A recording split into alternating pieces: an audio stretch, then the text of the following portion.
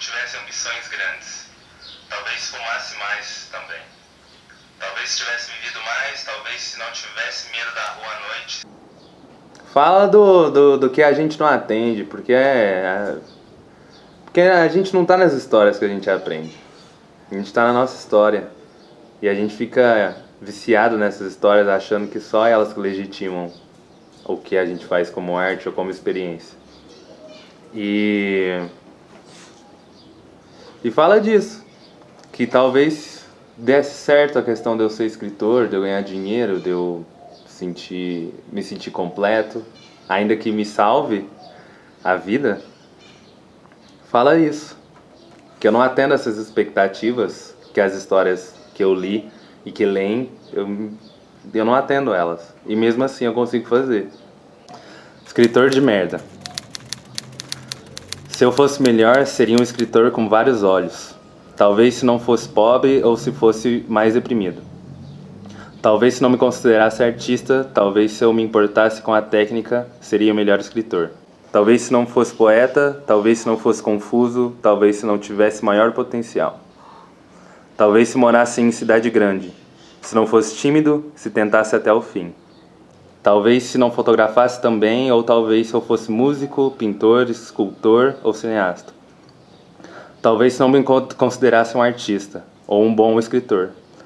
Talvez se eu morresse de repente, talvez se me portasse como os escritores. Talvez se largasse tudo, caísse na estrada e bebesse demais.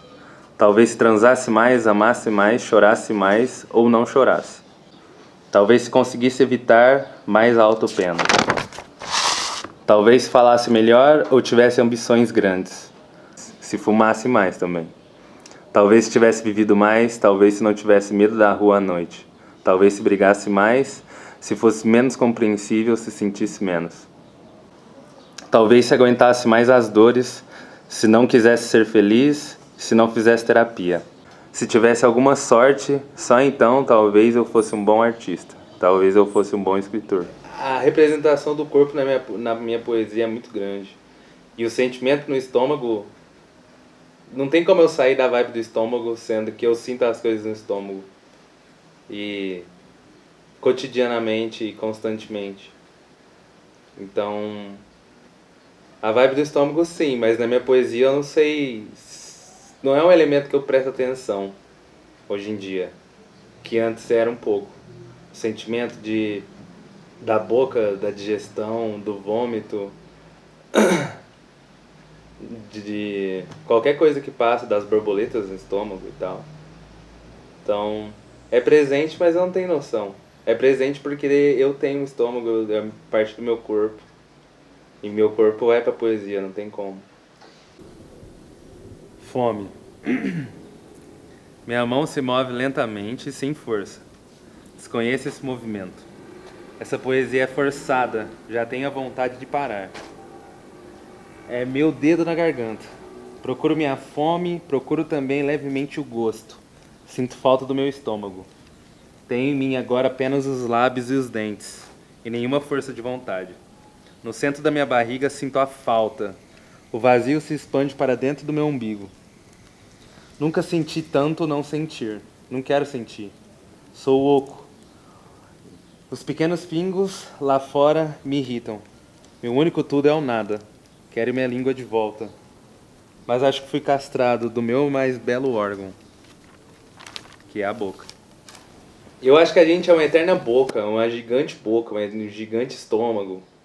Porque é um gigante sistema digestivo brabo. Porque não...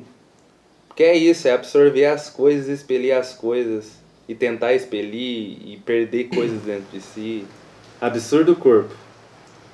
Unhas voam, lambe o vento, engole o choro, vomita o choro, ri com os olhos, mastiga os dentes, chora o riso, amolece o pau, molha a buceta, arrota verdades, cospe lágrimas, pés, mãos, mãos, pés, degusta cílios e sobrancelhas, boca esbaldada de suor.